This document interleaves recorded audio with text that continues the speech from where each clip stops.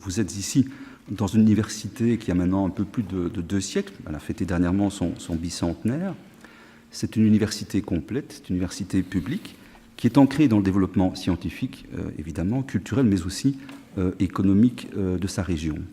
Alors, cette université, de manière un peu classique, elle s'appuie, comme la plupart des autres universités, sur ces piliers que sont l'enseignement et la recherche, mais aussi chez nous, un troisième pilier qui est celui de la citoyenneté, c'est-à-dire l'exemplarité qui est recherchée à travers, je dirais, l'engagement citoyen, ce qui suppose des interactions fortes, évidemment, avec la société environnante, avec la société extérieure.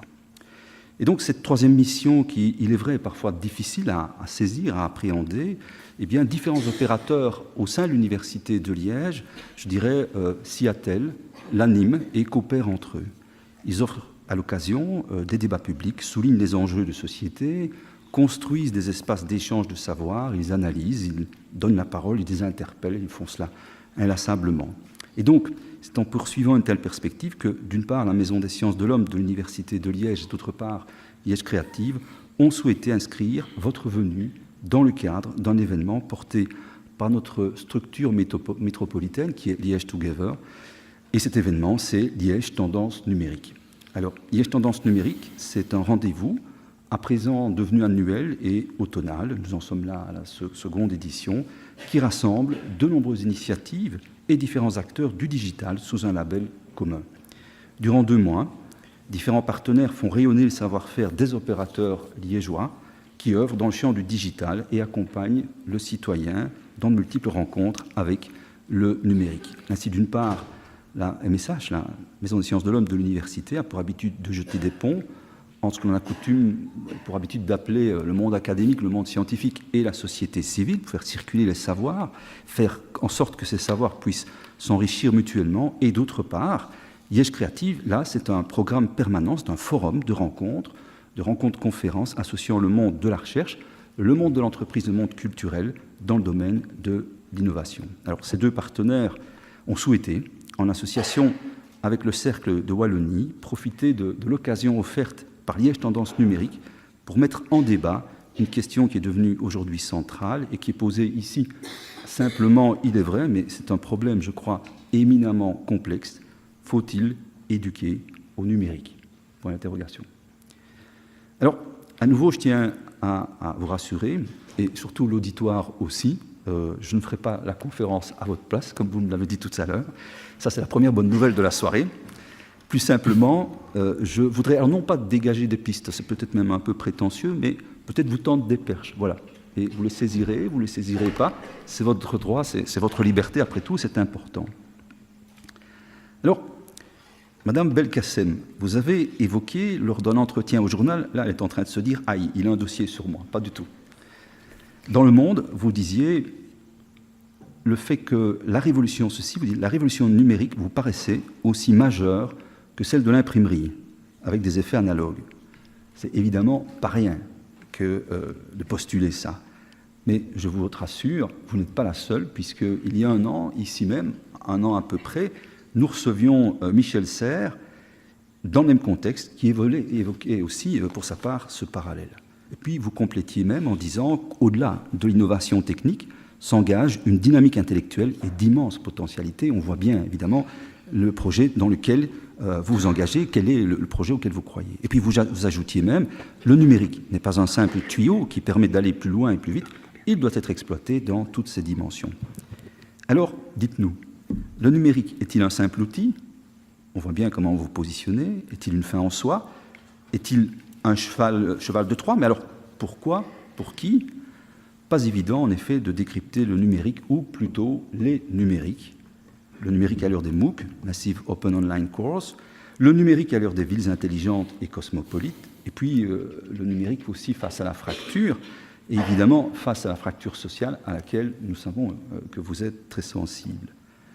Je cite, en Belgique, près de 10% des individus, alors c'est un peu large, mais âgés de 16 à 74 ans n'ont jamais utilisé Internet, ainsi que le relève le récent reportage du réalisateur Yves Dorme. Je cite toujours, « Ne pas avoir accès aux technologies ou ne pas disposer des compétences digitales peut avoir un impact négatif sur la vie des citoyens. » Alors le numérique, pourvoyeurs d'emploi, porteurs de transition, fossoyeurs des liens sociaux. Tentons donc de le décortiquer avec votre expertise et votre expérience. Et puis aussi, vous serez accompagné pour cela de nos collègues qui sont à vos côtés, les chercheurs Pierre Delven et Pierre-Yves Hurel, qui seront présentés dans un instant par notre modérateur du jour, qui est Philippe Coulet. Tous les trois, je voudrais vraiment vous remercier d'avoir accepté de participer à cette rencontre. Enfin, je souhaiterais terminer ce mot d'accueil par un hommage sous forme de clin d'œil, un hommage à un homme, les Liégeois le reconnaîtront rapidement, au sourire espiègle, au regard qui va ou qui allait de l'avant, à celui qui a été notre premier présentateur de JT en Belgique francophone, prenant le relais, d'ailleurs, des JT français, et puis prenant ses distances aussi, puisqu'on ne voulait plus faire du journalisme français en Belgique. C'était le 6 novembre 1953. À ce sujet, il disait, dans une interview en octobre 2013, qu'à l'époque, les gens de la télé étaient un peu des saltimbanques. Je cite là, bien évidemment, Robert Stéphane, qui vient de nous quitter et de tirer sa révérence. Il a été administrateur général de la RTBF et chargé de cours, c'est-à-dire professeur à l'Université de Liège. Puisse ce Liégeois nous inspirer encore longtemps pour penser quelques bons tours d'adresse et d'autres acrobaties dignes d'un funambule sur le fil tendu et incertain de la vie, mais qu'il faut tendre, désespérément, par-delà les frontières. Puisse la figure du saltimbanque s'arrimer à celle du professionnel pour accompagner et soutenir les inventeurs de demain qui feront du numérique leur combat, pour ou contre. Mesdames, Messieurs, je nous souhaite une belle conférence, un excellent débat, et j'invite nos invités à prendre place. Merci.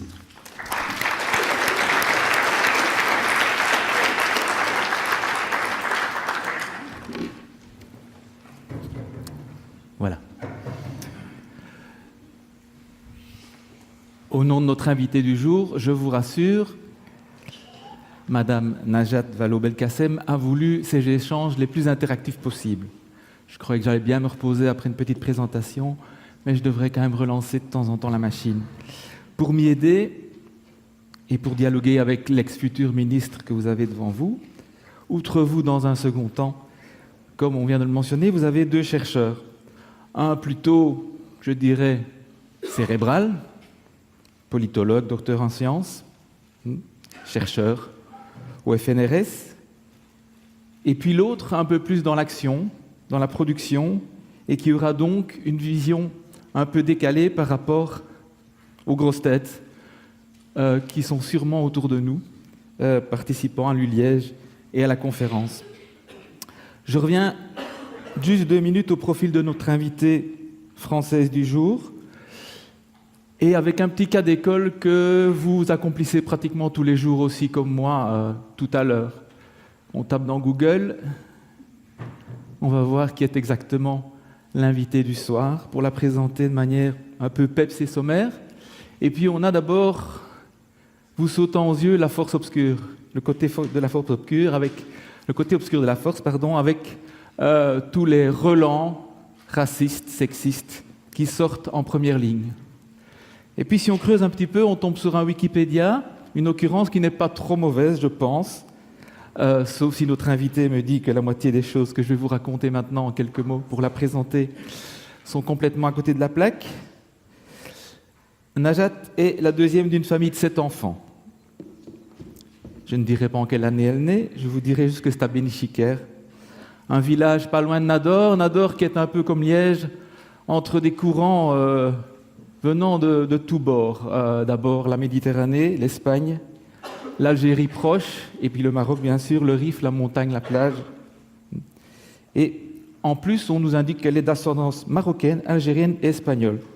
Ce qui ne devait pas être simple dans les années où elle est venue au monde, parce qu'à ce moment-là, il y avait une actualité qui revient d'ailleurs sur le devant de la scène cette semaine, c'est les débuts des conflits du Sahara occidental entre les deux voisins algériens et marocains qui, pendant pas mal d'années, vont fermer les frontières proches de Nador.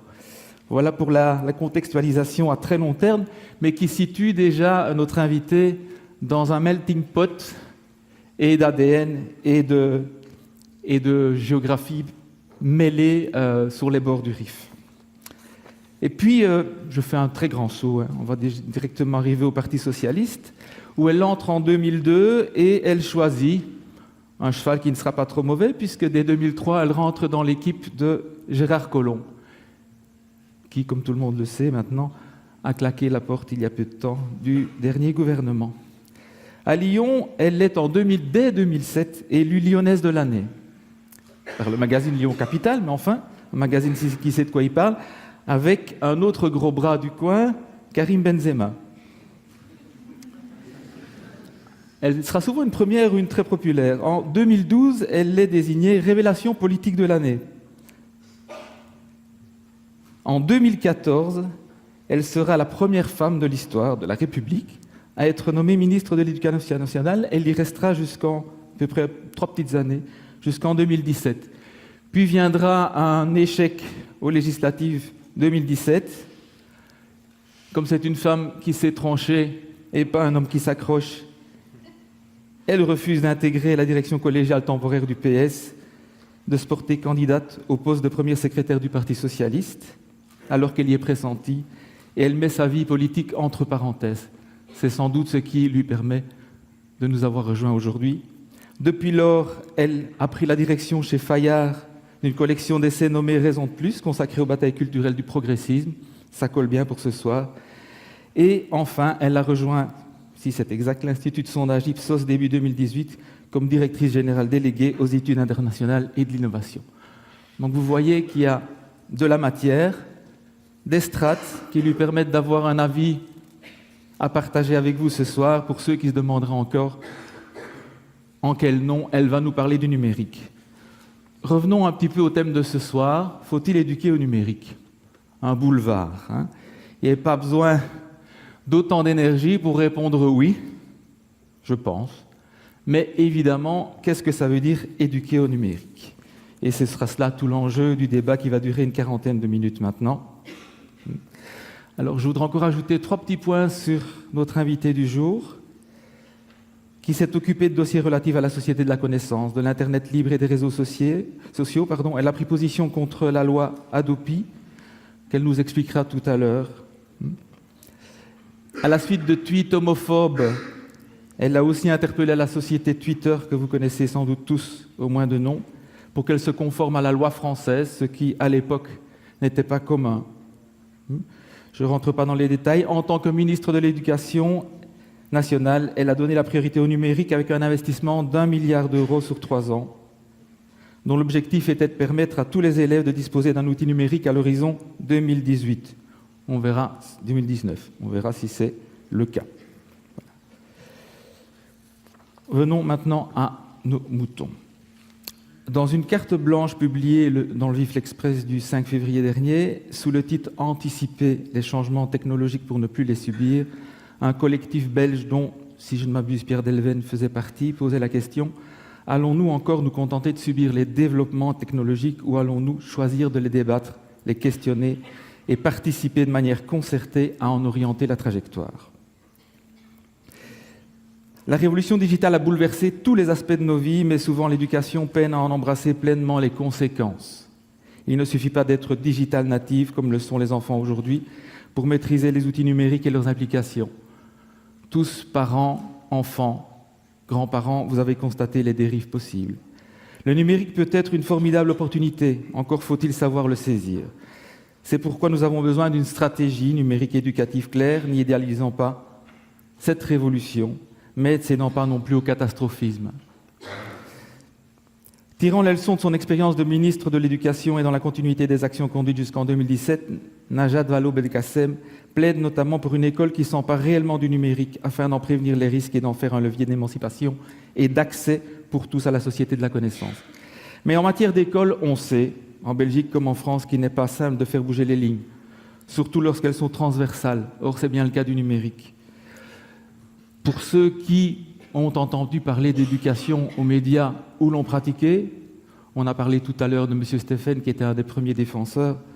Il faut bien dire qu'en matière d'éducation aux médias, depuis 40 ans, on patine, on en commissionne, on tourne en rond et on conseille, mais sans aboutir à pas grand-chose dans l'école ordinaire, dans l'école structurée, dans l'école subsidiée.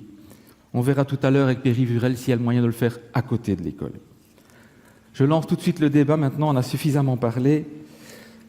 Madame Najat Vallaud-Belkacem, le plan numérique de 2016, pour remettre les pendules à l'heure, c'était quoi au juste?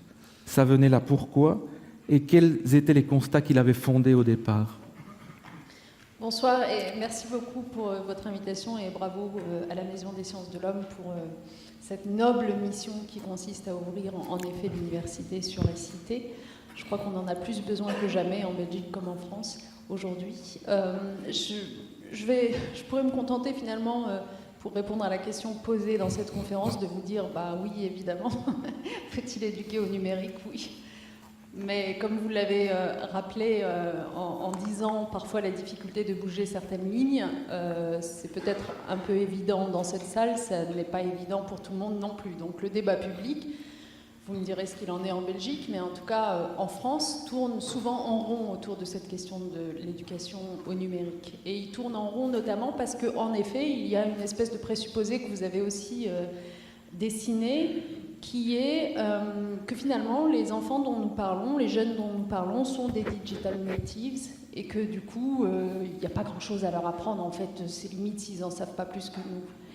Et moi j'ai jamais accepté cette vision extrêmement simpliste des choses parce que je considère que c'est pas parce qu'un enfant, un jeune, un adolescent aujourd'hui, c'est vrai, est assez à l'aise avec les écrans qu'on lui tend, que ça veut dire qu'il en a une connaissance réelle et une connaissance profonde. Or, pour des outils qui vont quand même l'entourer dans tout son environnement, qu'il soit scolaire, personnel, professionnel, amical, je crois que ça nécessite en effet qu'il en ait une connaissance véritable. Et qu'aujourd'hui, si l'école se maintient, comme c'est encore le cas dans un certain nombre de pays, et encore une fois, comme un certain nombre de gens, y compris en France, voudraient qu'elle se maintienne en mode avion, c'est-à-dire sans faire pénétrer jamais la question du numérique, au prétexte qu'il vaut mieux à l'école prendre beaucoup de distance avec la société et se concentrer sur les seuls fondamentaux, eh bien je crois que l'école, ce faisant, dessert les élèves, dessert les jeunes générations et qu'elle ne les prépare pas à ce qui est déjà leur vie et à ce qui sera plus encore demain leur avenir. Et je voudrais commencer par vous raconter une anecdote pour vous dire à quel point, sur ces sujets, on est confronté à des paradoxes et des injonctions contradictoires de la part des opinions publiques. Cette anecdote, c'est la suivante. Lorsque, en qualité de ministre de l'Éducation, j'ai décidé de me saisir vraiment volontairement de ce sujet du numérique et d'organiser tout un grand plan dont vous avez rappelé qu'il était quand même d'un montant élevé puisque c'était 1 milliard d'euros, ce qui n'était pas une petite somme, et je reviendrai tout à l'heure sur ce qu'il y avait dedans. Lorsque j'ai décidé donc de me saisir de ce sujet, j'ai été confrontée, y compris dans des milieux pourtant éclairés, à beaucoup de contestations sur le mode mais c'est n'importe quoi, c'est pas l'essentiel à l'école, et puis vous croyez que c'est un hasard si les enfants de Bill Gates et d'autres personnalités, on va dire, du monde de la tech, leurs enfants sont mis dans des écoles privées dans lesquelles il n'y a justement aucun téléphone, aucun média numérique qui soit autorisé. Alors honnêtement, je crois que tout ça, ça doit être assez fake. Je ne suis jamais allée vérifier la réalité de cet argument, mais enfin, c'est un argument qu'on lisait tous les 3 matins dans la presse française. Bon. Donc beaucoup de gens à ce moment-là, y compris je disais dans les milieux plutôt de chefs d'entreprise, etc., expliquaient ça dans les débats. D'autres soutenaient bien sûr, mais en tout cas on avait cette voix-là. Et il se trouve que récemment, donc dans ma nouvelle vie avec ma nouvelle casquette, j'appartiens désormais au secteur privé, donc je suis amenée à côtoyer, on va dire, d'autres cercles, etc.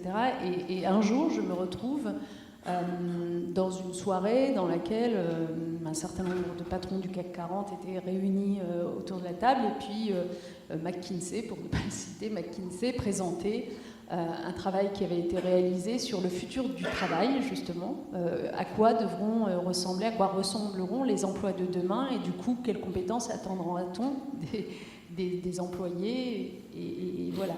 Et donc, dans ce travail, plusieurs conclusions ressortent sur le mode l'intelligence artificielle se chargeant d'une certaine partie de tâches répétitives, un certain nombre de métiers disparaîtront, et donc du coup on aura besoin d'employés qui seront en capacité de maîtriser cette intelligence artificielle. On aura besoin d'employés qui seront capables de faire preuve d'agilité, de faire le tri dans les informations qu'ils reçoivent, et donc de ne pas absorber, donc précisément d'être éduqués finalement à tout cela. Et je voyais tous les patrons du CAC 40 en question qui acquiesçaient et qui étaient complètement d'accord avec le fait que c'était à ça que devaient ressembler leurs employés. Et en fait, je me suis dit ce soir-là, mais c'est incroyable parce qu'ils ne semblent pas faire le lien entre les besoins du marché du travail à venir, si ce n'est déjà l'actuel, et la nécessité d'éduquer les gens dès le plus jeune âge à tout cela. Dès le plus jeune âge à tout cela. Mais pourquoi est-ce que les détracteurs du numérique à l'école le voient comme une menace? Parce qu'ils sont convaincus que le numérique à l'école, ça se fait forcément au détriment des matières fondamentales. En tout cas, c'est comme ça que c'est présenté.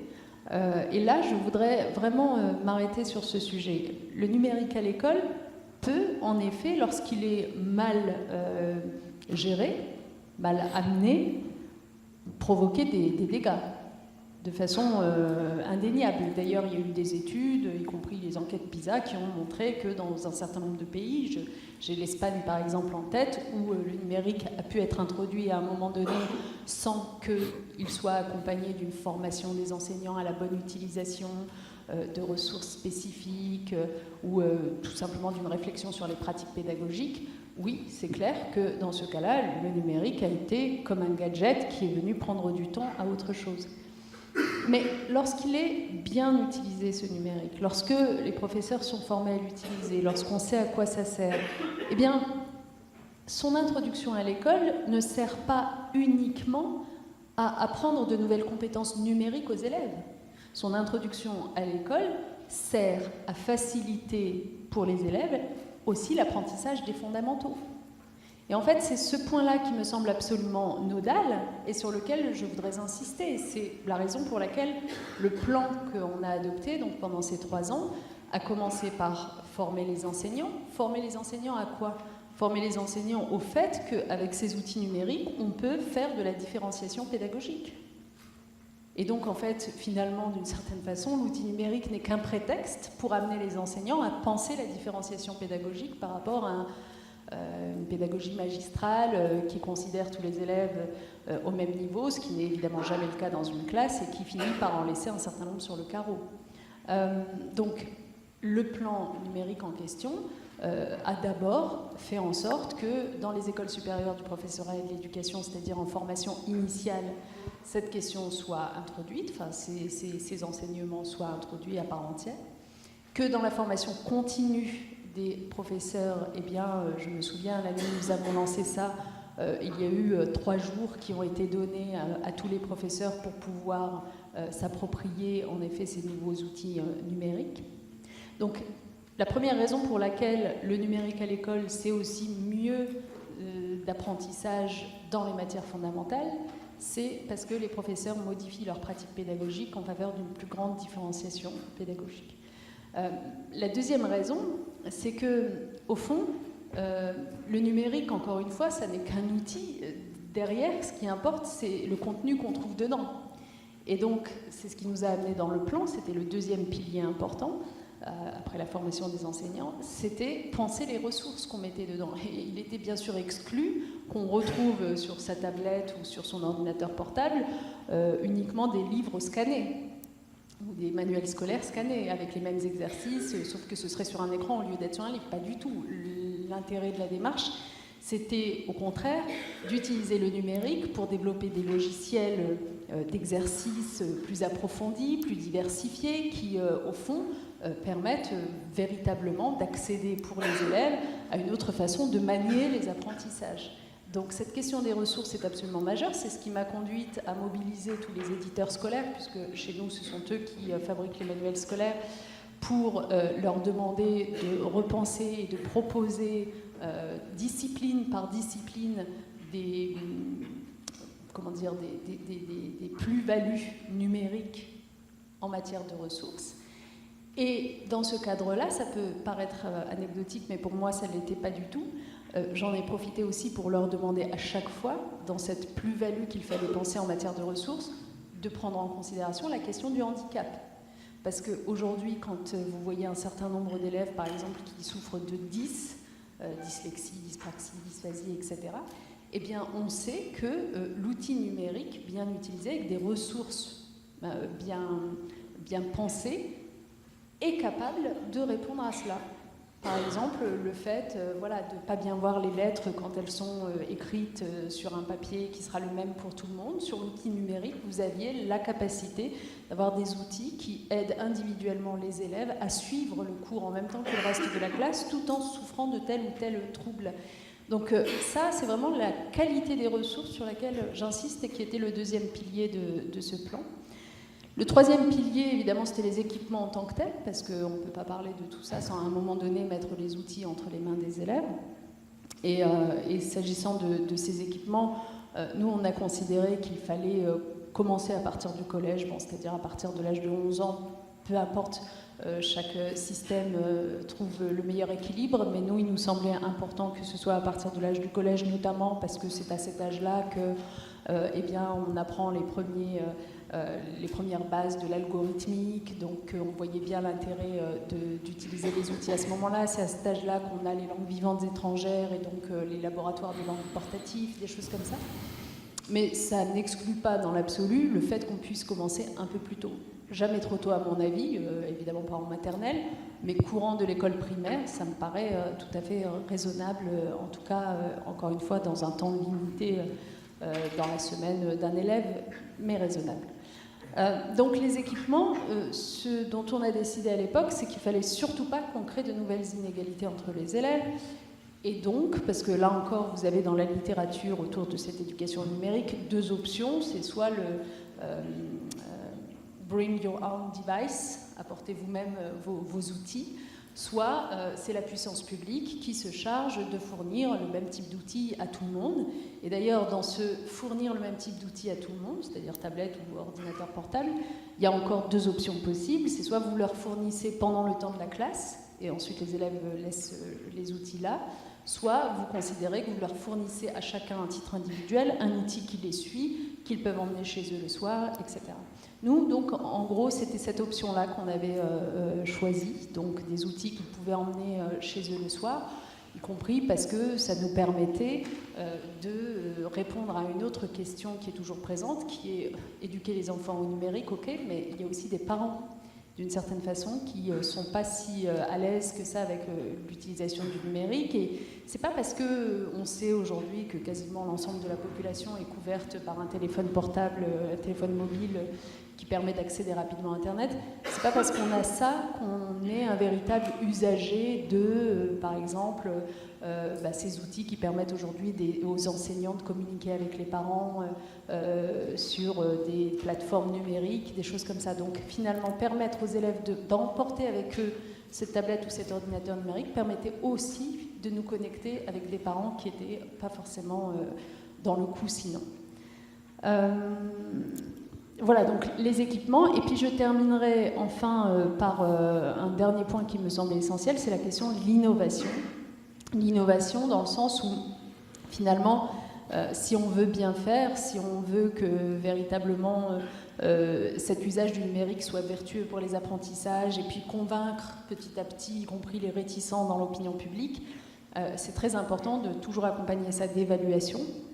Et donc c'est pour ça qu'on a créé des laboratoires numériques un peu partout sur le territoire, des lieux dans lesquels à la fois un certain nombre de start-up en matière d'e-éducation côtoyaient un certain nombre de laboratoires de recherche, d'universités. Les sciences de l'éducation étaient là pour pouvoir finalement être mises à contribution pour venir valider, évaluer un certain nombre de nouvelles possibilités que les start-up pouvaient proposer.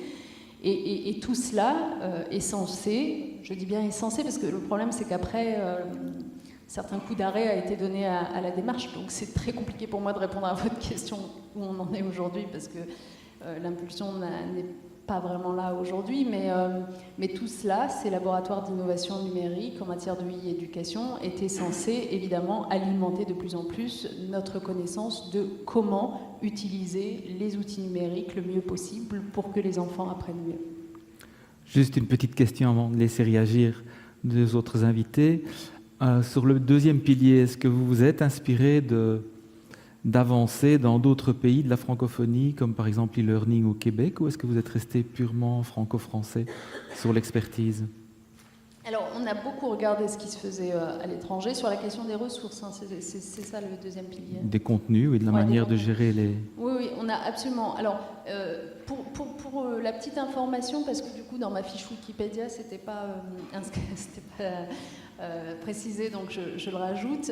J'ai eu le plaisir, lorsque donc, le quinquennat s'est terminé au printemps 2017, d'être sollicité par le président de la Commission européenne sur ce sujet qui lui tenait à cœur, lui et son vice-président, donc Andrus Ansip, en charge des questions numériques en particulier, d'être sollicité par eux pour finalement faire un tour d'horizon à la lumière du plan numérique qui avait été conduit en France et regarder comment est-ce que dans les autres pays européens, alors c'était pas le Canada mais c'était l'Europe en tout cas, on avait progressé sur ce sujet, quel blocage, quel retard et comment est-ce que la Commission européenne à l'avenir pourrait jouer un rôle plus important.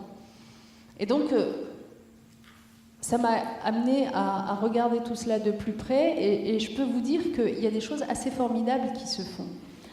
Mais que sur la question des ressources, en fait, on perd un certain temps en ne mutualisant précisément pas ce qu'on sait faire d'un pays à l'autre. C'est-à-dire que moi, quand j'ai demandé donc, à ces éditeurs scolaires de travailler sur de nouvelles ressources discipline par discipline, honnêtement, je leur ai fait reprendre leur copie, pour certains, 4 à 5 fois.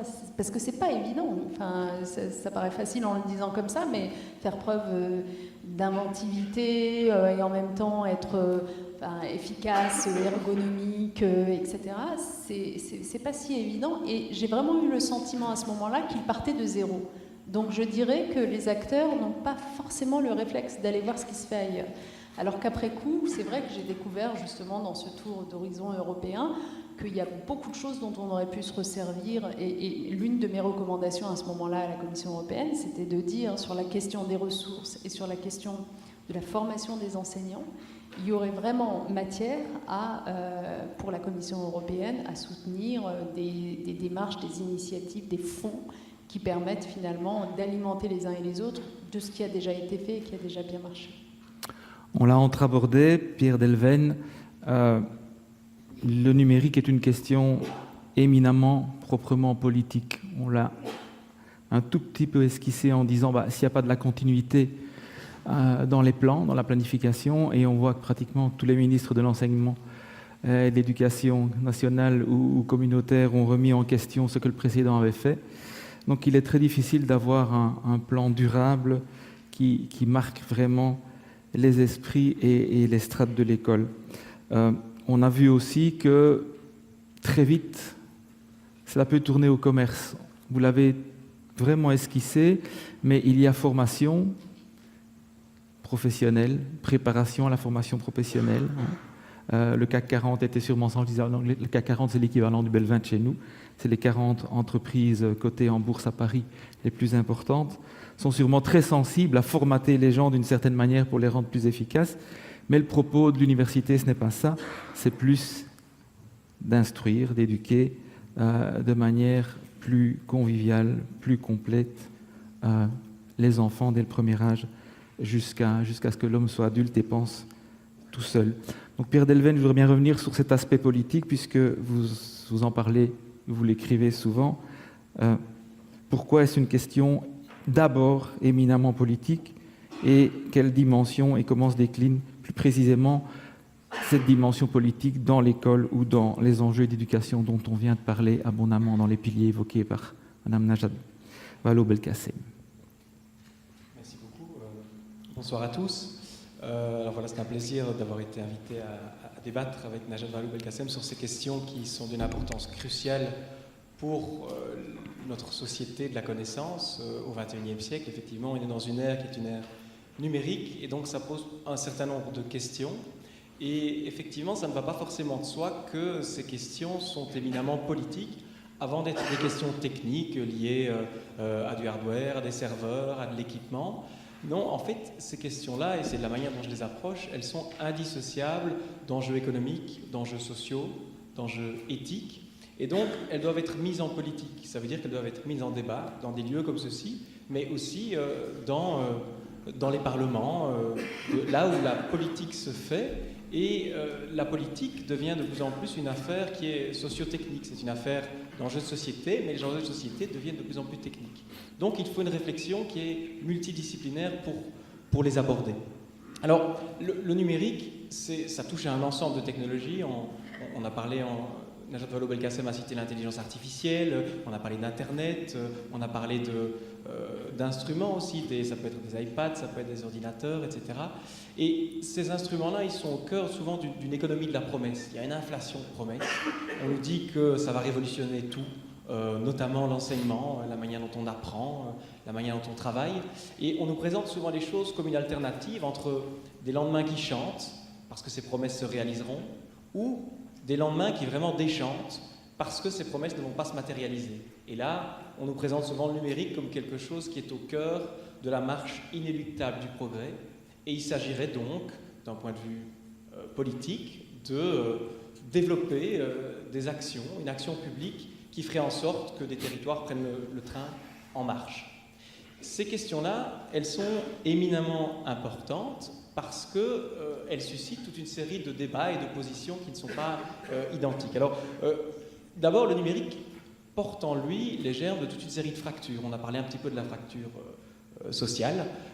Effectivement, j'ai regardé les chiffres, en tout cas il y a un an, mais 82% des ménages en Belgique ont un ordinateur. Ça veut dire quand même qu'il y a quand même une portion significative de personnes qui n'ont pas d'ordinateur chez eux.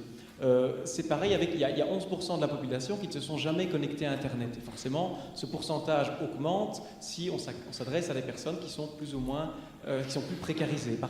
Donc il y a une fracture sociale, mais il y a aussi une nouvelle fracture qui se dessine, et plus précisément dans le monde de l'enseignement, c'est celle entre ces natifs numériques, que sont les jeunes aujourd'hui. Ils sont nés dans un monde qui était déjà numérique, ils ont une facilité, une capacité à se saisir de ces instruments-là et à en faire quelque chose, et les personnes qui sont plus âgées, et souvent qui sont des enseignants, qui sont des maîtres, qui leur donnent cours, et qui sont ce que, dans certains articles, on appelle des immigrants numériques. Et donc il s'agit de faire cohabiter ces personnes, les natifs et les immigrants, dans des classes, et de faire en sorte qu'on utilise à bon escient, et alors ça dépend de ce que vous entendez par bon escient, les technologies numériques.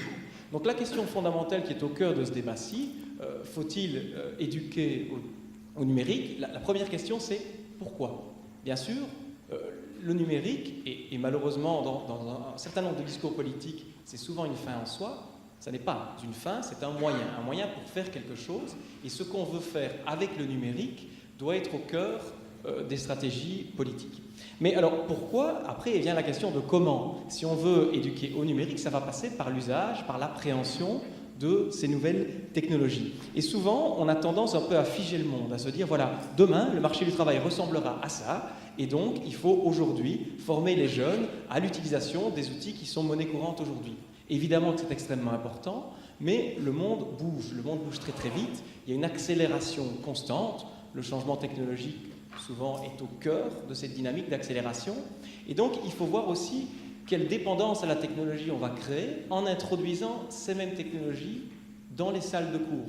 Une dépendance à certains outils, une dépendance qui peut être financière, il y a des effets de verrouillage bien sûr. Si on veut équiper, si on se donne les moyens d'équiper les classes avec des outils numériques, lesquels quel contenu? Il y a des questions d'économie politique, qui va produire les contenus de ces supports-là, qui va les consommer, et puis surtout, pourquoi est-ce qu'on produit ces contenus-là? Et là, je rebondis sur votre question par rapport aux stratégies politiques qui souvent s'opposent. Il y a chez nous, il y a un mois a été voté au niveau de la Fédération Wallonie-Bruxelles une stratégie numérique pour l'éducation. Il y a pour le moment très peu de choses qui se sont faites puisque c'est tout récent, c'est un mois, il s'agit de développer des compétences numériques, il s'agit de penser la fracture numérique, etc., etc. Mais cette stratégie se greffe sur une stratégie qui a déjà pris corps en région wallonne, qui est Digital Wallonia. Il y a aussi une stratégie qui est Digital Belgium. Et ces stratégies qui, elles, existent et qui, en dépit du fait qu'elles aient été portées par des ministres qui viennent d'horizons politiques différents, en fait, elles sont bizarrement les mêmes et elles sont peu remises en question, ces stratégies digitales walloniennes. Et par exemple, dans les initiatives qui sont présentées, il y en a une qui s'appelle WALCode, donc c'est la contraction entre Wallonie et Code, et un des objectifs, c'est de former les étudiants, les élèves à la programmation. Et ils essaient de programmer des robots. Et dans les vidéos de promotion de ce type d'activité-là, on se dit, c'est une zone d'expérimentation, c'est ludique, évidemment c'est très bien, mais quand on justifie le pourquoi on le fait, c'est souvent parce qu'on va susciter des vocations pour répondre au marché du travail, parce qu'on sait qu'il y a une pénurie, parce qu'on sait que telle ou telle entreprise a fait savoir qu'elle avait du mal à engager, parce qu'elle ne trouvait pas les compétences. Et donc la question fondamentale que ça pose, c'est quel est le rôle de l'école? Est-ce que l'école est là pour former des jeunes à décrocher un job, ou est-ce qu'elle est là pour les former à avoir un esprit critique qui peut et qui doit, à mon sens, être étendu aux questions de numérique? Parce que les questions de numérique, ce sont des questions de citoyenneté, ce sont des questions de démocratie. Si on considère qu'il faut maîtriser les outils numériques pour décrocher un emploi et qu'on doit le faire le plus tôt possible, alors les enseignants doivent être aussi formés dans cette perspective-là. Et ils peuvent être dépassés en étant des immigrants. Si on se considère que l'école, c'est avant tout, en tout cas aussi, de former un esprit critique, alors les méthodes d'apprentissage des enseignants ne sont pas du tout obsolètes. Et elles sont peut-être prioritaires avant l'enseignement du numérique. Voilà, je vais m'arrêter ici. Juste une toute petite question subsidiaire. Vous avez abordé le danger de faire de cet outil un outil de formatage professionnel. Il y a un autre danger qui a émergé il y a une dizaine d'années, qui voulait faire de toutes les formations universitaires un grand commerce global. Et il y avait des salons mais internationaux, notamment un à Lisbonne, qui a eu lieu à Lisbonne, un à Lyon, où on présentait vraiment des écoles virtuelles. Les universités américaines, notamment et anglaises, étaient très en avant et allaient s'installer partout dans les pays d'Asie du Sud-Est, en Chine, etc., où vous aviez des cours à distance avec des professeurs qui répondaient à distance. Et donc, il y avait vraiment un abus commercial de contenu qui n'était pas de la formatation, qui était de la vraie formation universitaire, anglo-saxonne, parce que tout le monde devait être lobotomisé anglo-saxon. La francophonie n'arrivait pas à grand-chose dans ces grands salons. Et on avait l'impression que l'école était devenue, grâce à ces supports numériques, un immense commerce mondial intellectuel. Est-ce que cette dérive-là, vous l'abordez aussi dans vos prises de position en tant que chercheur ou pas du tout? Oui, bien sûr, parce que le commerce n'est pas forcément néfaste, et ça, il faut peut-être commencer par le dire, mais bien sûr, il y a des dérives qui sont possibles et qu'il faut anticiper pour ne pas les subir, comme vous le disiez tout à l'heure. Et dans ce cas-ci, ce qui peut être une dérive, c'est la perspective d'une certaine forme de privatisation de l'enseignement qui peut prendre plusieurs formes et qui peut commencer par les contenus qui sont diffusés sur les supports. Dans ce cadre-là, vous pointez aussi la question cruciale du lien physique qu'il peut y avoir, soit dans des dynamiques d'apprentissage entre des élèves qui sont ensemble, et étant ensemble, forcément, il y a une émulation d'apprentissage, mais aussi créatif qui peut se nouer, et puis bien sûr un lien avec l'enseignant qui est extrêmement important, et ça on le voit, il y a des merveilles qu'on peut faire avec les communications modernes de nos jours, avec Skype, on peut faire des téléconférences, etc. Il n'y a rien à faire pour fréquenter quand même assez régulièrement les conférences à travers le monde.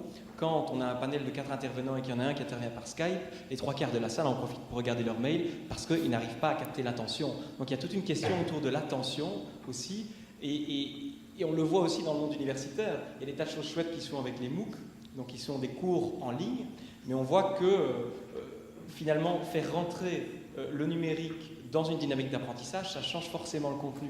Parce qu'on ne va pas être attentif autant de temps, parce qu'on se pose la question à un moment donné de qu'est-ce qu'on va faire rentrer dans le support. Donc on doit réduire la durée, on doit réduire le format, et on doit s'adapter à quelque chose qui peut être intéressant pour faire passer un message, mais qui peut aussi nuire à la qualité ou aux nuances du message qu'on aimerait faire passer, et aux compétences et au savoir-être, peut-être avec les savoir-faire qu'on aimerait transmettre aux jeunes. Pour autant que l'apprentissage soit dynamique. Pierre-Yves Hurel,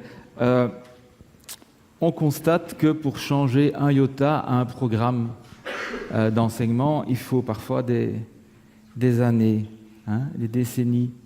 On l'a constaté sur plusieurs matières en Belgique.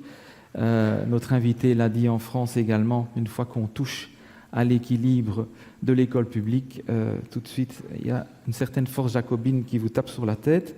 Est-ce que la solution, ce n'est pas justement de former ou d'organiser cet apprentissage au numérique hors des murs du système scolaire?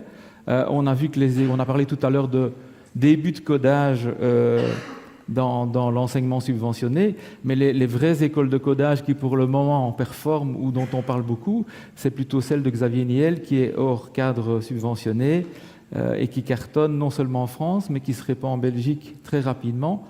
Est-ce qu'il ne faut pas sortir des murs de l'école pour former au numérique, Pierre-Yves Hurel? Bon, d'abord, bonsoir et merci. Je suis très honoré de participer à cette discussion. Je suis désolé parce que soit je tourne le dos à une partie de la salle, soit à Najat, donc voilà, excusez-moi d'avance. Pour commencer à répondre à cette question, je crois qu'en tout cas, ce qu'on peut faire, c'est d'inciter les institutions éducatives à tous les niveaux à regarder aussi ce qui se fait en dehors de ces murs. Et notamment, je trouve que quand on discute de ces questions du numérique, on a souvent en fait une conception un peu en triptyque comme ça, c'est-à-dire qu'il y a les grandes entreprises qui produisent des outils et ensuite en fin de chaîne il y a les utilisateurs qui les utilisent, ce qui n'implique pas de remise en question ou d'appropriation ou de changement particulier. Ils les utilisent dans les usages qui sont prescrits.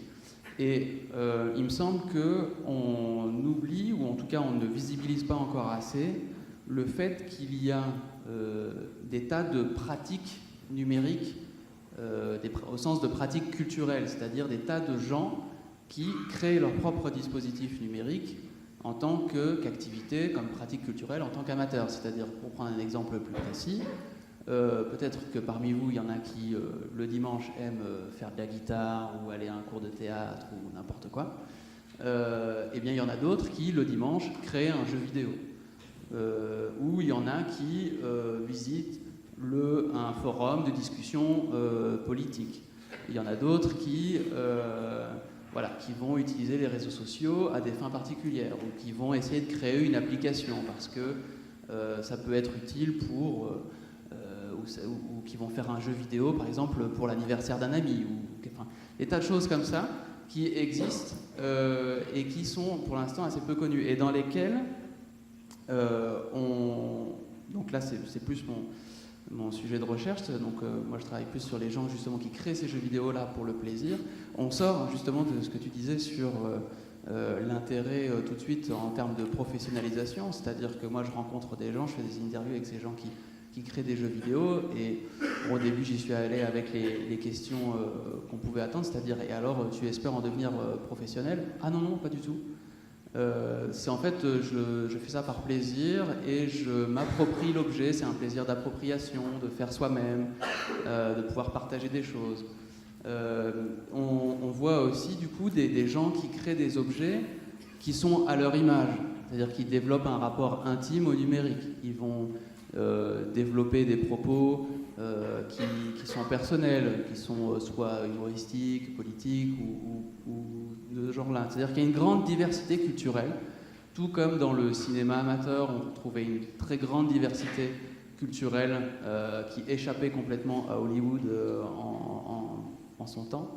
Eh bien, on retrouve ici dans le jeu vidéo amateur toute une grande diversité culturelle, y compris par exemple sur les questions de genre, qui échappe complètement aux grandes productions vidéoludiques qui sont toutes faites par des entreprises en grande majorité dominées par l'élite blanche, hétérosexuelle, bourgeoise, etc. Et donc on retrouve là, dans ces propos-là, dans ces œuvres-là qui sont créées, qui sont, disons, complètement modestes, qui n'ont pas une vocation à devenir des grands succès internationaux, on retrouve toute cette diversité-là. Et alors quand on observe un peu ce que les gens font, on retombe sur des choses qui, à mon sens, pourraient intéresser l'école, l'université, les hautes écoles, etc. On se rend compte que, d'abord, pour que les gens puissent créer, en effet, il faut qu'ils aient accès à des outils numériques. Mais aussi, ensuite, il faut qu'ils puissent se les approprier. non seulement au sens d'utiliser ces outils-là comme selon les usages prescrits, mais si vous voulez, d'ouvrir le capot. Hein, d'accord, c'est-à-dire que quand on utilise une voiture, on ne comprend pas forcément comment elle fonctionne. Un ordinateur, c'est pareil, la grande majorité des gens ne comprennent pas forcément comment ça fonctionne. Dès qu'on commence à vouloir créer quelque chose de personnel sur ces machines, on doit, au bout d'un moment, essayer de comprendre qu'est-ce que je vais pouvoir faire avec cette machine-là, etc. On est amené aussi au fur et à mesure à devenir réflexif sur ses propres pratiques. C'est-à-dire, moi quand j'ai créé mon jeu vidéo, ça marche comme ça, le propos il est comme ça. Donc le jeu vidéo auquel je joue d'habitude et qui a été fait par une multinationale quelque part, je suis peut-être un peu plus armé pour comprendre le message et la manière dont il délivre ce message. Et puis, on peut aussi développer un rapport critique alors aux médias. On peut essayer de se renseigner à ce moment-là sur l'ensemble et être en mesure d'émettre un jugement sur le fonctionnement de ces outils au sein de la société. Moi, en tant que médiateur culturel, je me suis retrouvé à créer des ateliers de création de jeux vidéo où je m'inspirais de ce qui se faisait, ce que j'étudie dans ma recherche, pour essayer de l'amener à des populations qui n'y avaient pas forcément accès dans un premier temps. On a créé avec l'association Art République, mais il y a d'autres associations en Wallonie qui font ça, comme Code Wallonia, Action Média Jeune, etc. En fait, là, on réunissait des gens et on créait des jeux vidéo ensemble. Des enfants de quartiers défavorisés qui créaient des jeux vidéo dans lesquels ils devaient raconter leur propre histoire, ou une histoire qui avait des traits personnels en termes de migration.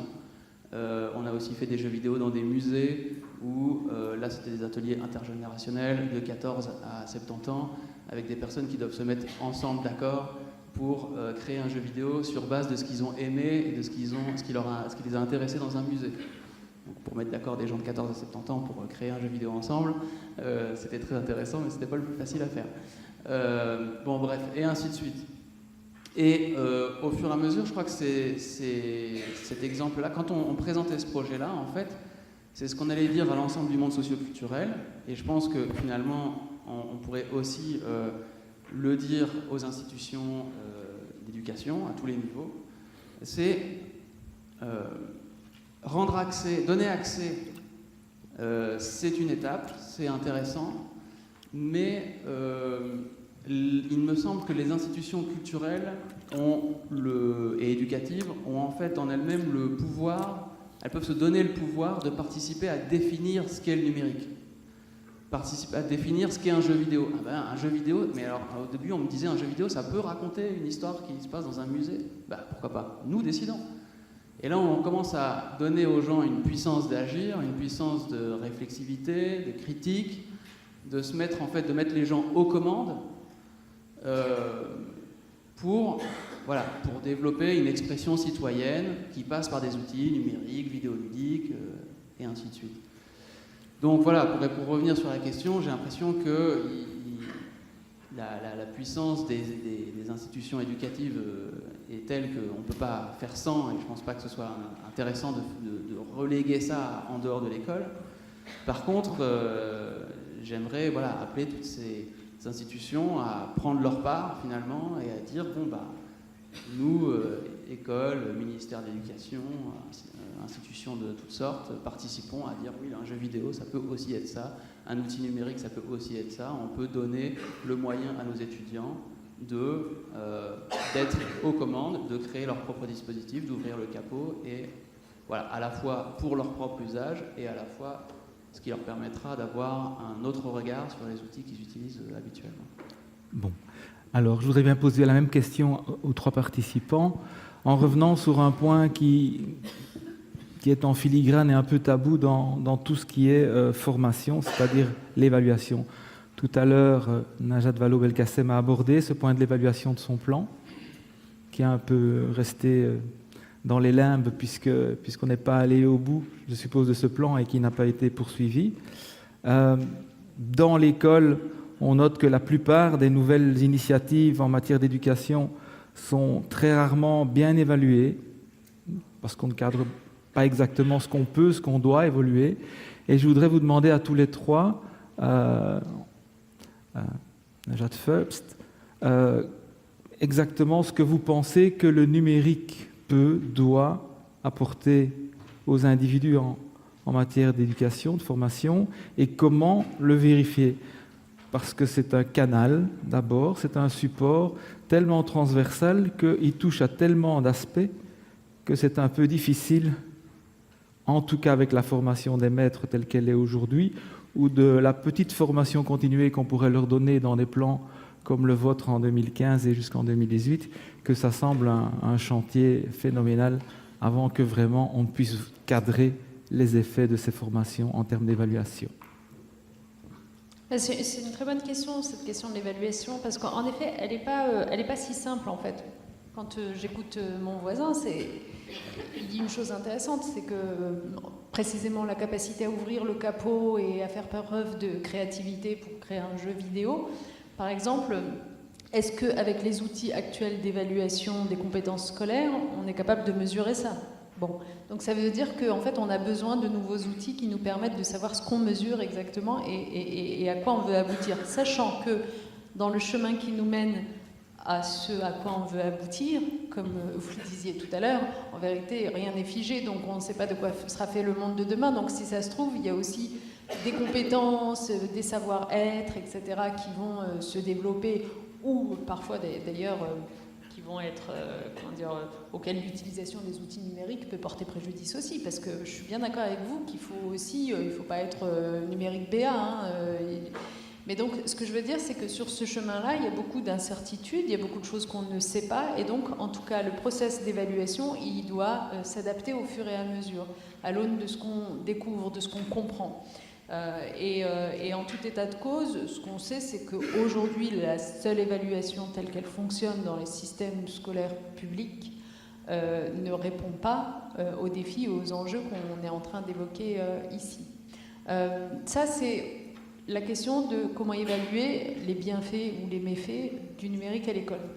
En revanche, il y a une autre question qui est, est-ce que le numérique peut aider les enseignants à mieux évaluer leurs élèves ?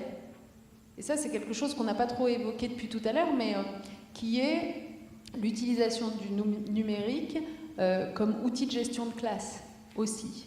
Et moi, je trouve que ça, c'est aussi quelque chose que j'avoue avoir découvert justement en travaillant sur ce plan, mais qui est extrêmement intéressant parce que, en fait, les enseignants ont aussi la possibilité d'avoir une connaissance plus fine de où en est chacun de leurs élèves, parce que le traitement automatique des données, etc., permet... Enfin voilà, c'est ça aussi l'intelligence.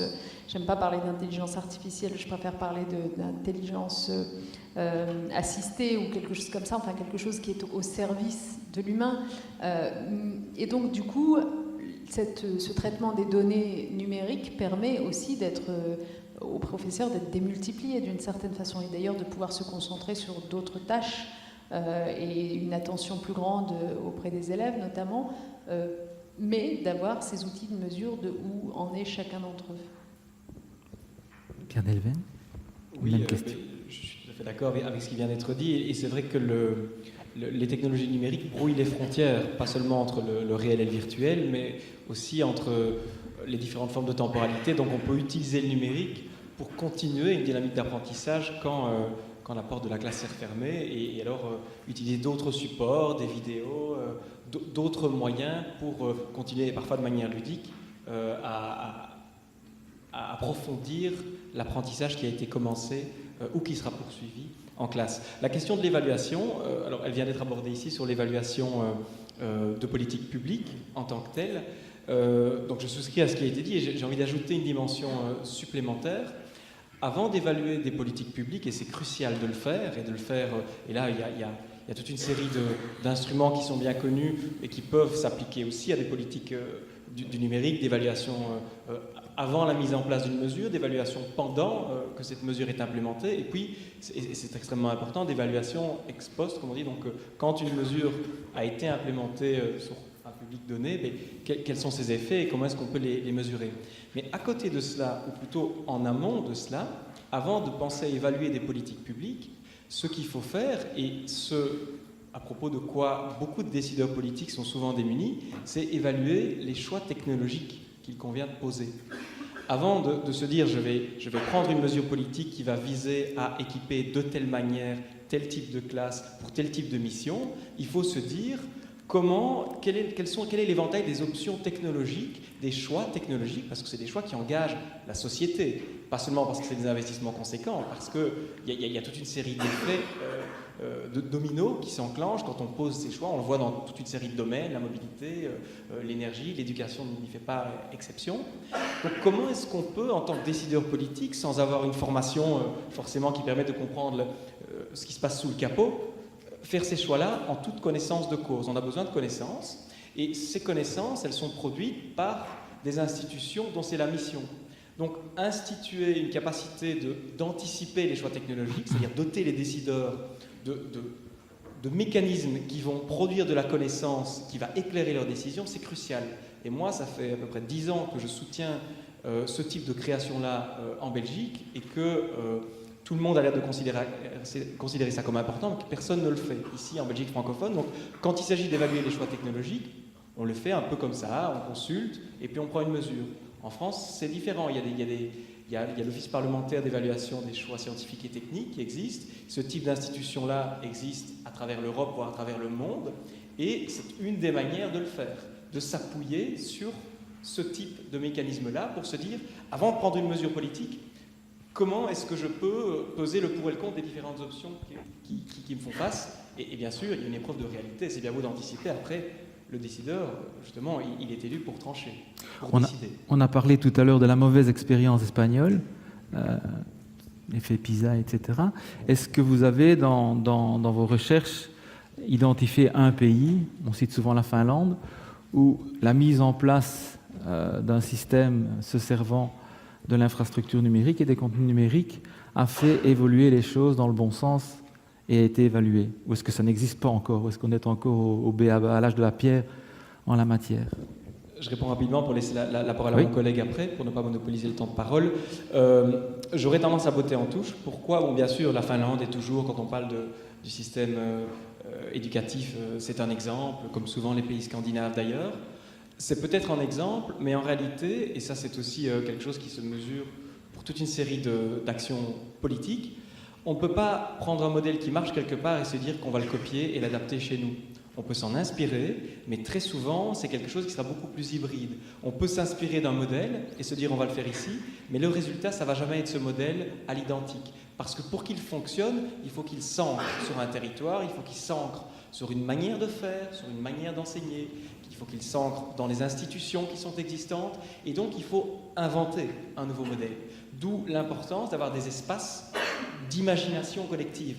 Comment est-ce qu'on peut créer les conditions de possibilité d'un monde commun qu'on estime souhaitable? Et le monde qu'on estime souhaitable ici, bien sûr, il y a des valeurs qui sont communes et qui transcendent ces différents modèles, mais il va être différent si vous posez la question à des Finlandais, à des Danois, à des Belges, à des Français, parce que c'est une mesure qui se place après toute une série d'autres, et que le paysage n'est jamais exactement le même, que les objectifs, les moyens ne sont jamais exactement les mêmes. Donc on peut trouver de l'inspiration quelque part, mais il n'y a pas une meilleure manière de faire.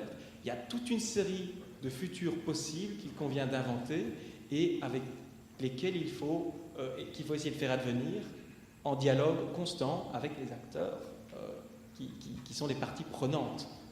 Les enseignants, les élèves, le secteur associatif, le monde économique et industriel, bien sûr, etc. Pierre-Yves Vurel, la même question, en parlant peut-être plus de production. Est-ce que quand on produit, quand on écrit, quand on invente, l'évaluation est plus concrète, plus concrétisable ou pas du tout? Est-ce que c'est la même chose? Quand on a ouvert le capot, est-ce que pouvoir le refermer correctement, c'est une manière d'évaluer comment on l'a ouvert? Oui, enfin, la question telle qu'elle a été formulée, la première formulation, c'était que doit apporter le numérique.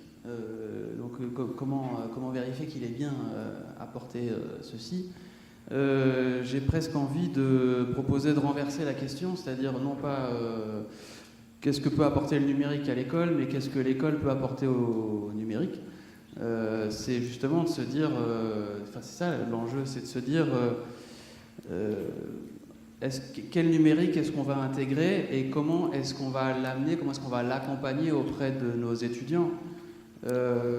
J'ai une anecdote par rapport à ça, c'est que tous les... Donc moi je participe à un cours en médiation culturelle et culture numérique, et je lis aussi des dizaines de rapports de stage, et un truc qui revient très régulièrement dans les étudiants en master en communication, quand dans la partie où ils peuvent un peu comment dire ce qui selon eux va ou non dans leur master, etc. Ils nous demandent régulièrement s'ils pouvaient avoir qu'on leur enseigne l'utilisation d'Adobe Photoshop, par exemple pour avoir des bases en mise en page. Donc oui, ça pourrait être un choix, et puis dès que ce logiciel-là a été déclaré obsolète par l'industrie, alors on passe au suivant, et puis tous les ans on court après les industries, et puis on rachète des licences, et puis on dit aux gens voilà, c'est cet outil-là maintenant, et puis alors on leur demande de créer quelque chose dessus, et puis on évalue ça. Je crois pas, en tout cas moi, que ce soit la conception que j'ai par rapport à cet enseignement-là, et tous les ans j'essaye de les convaincre que justement il me semble plus intéressant de leur montrer une palette d'outils auxquels ils sont invités à se former, mais surtout de leur enseigner ce que l'université sait faire en fait, c'est-à-dire un point de vue critique sur les outils, et montrer à quel point les outils ne sont jamais neutres. On parlait de ça, c'est pas la même chose si on amène dans un cours alors aujourd'hui on va vous apprendre comment utiliser tous les outils de Google, ou si au contraire on essaye d'amener un outil open source, collaboratif, auquel tout le monde peut participer, qui promeut une culture du libre et de la gratuité, etc. Voilà. Donc plutôt des logiciels libres qu'on fait évoluer. Il y a toute une série de choses à faire, ou alors non pas l'utilisation d'outils, disons, industriels et déjà connus, mais pas seulement l'accès, pas seulement l'appropriation, mais alors développer la réflexivité et la compréhension critique, enfin le propos critique par rapport à ces outils, regarder quels sont leurs effets, dans quelle posture ils mettent leurs utilisateurs, à quel point est-ce que ça les rend, ça les met dans une posture de citoyen ou de consommateur, ou de... Voilà. Vaste chantier.